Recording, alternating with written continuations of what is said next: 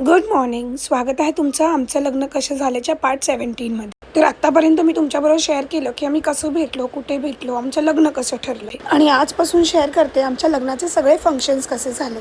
तर first function होतं माझं मेहंदीचं फंक्शन आणि त्या दिवशीच माझ्याकडून एवढी मोठी चूक झाली ना, ती काय ते मी तुम्हाला पुढे सांगतेच. मेहंदीचं फंक्शन आम्ही घरीच केलं होतं कारण की नेक्स्ट डे आम्हाला लगेचच फार्म हाऊसवर निघायचं होतं जिथे माझे लग्नाचे एंगेजमेंटचे सगळे काही विधी होणार होते.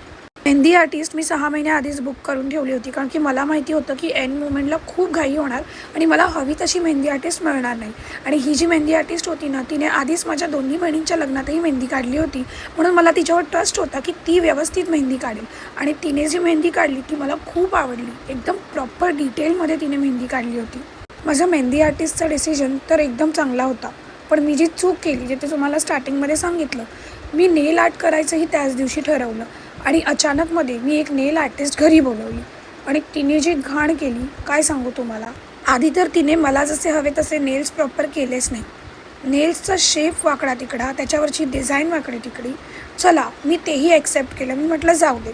पण माझ्या लग्नाचे फंक्शन सुरू व्हायच्या आधीच माझे 2 नेल्स निघाले आणि त्या क्षणी माझी चिडचिड सुरू झाली. आता तुम्हाला उद्याच्या ब्लॉगमध्ये सांगते की फार्म हाऊसवर जाऊन माझी चिडचिड अजून कशी वाढली. तोपर्यंत स्टोरी पूर्ण ऐकण्यासाठी फॉलो करायला विसरू नका.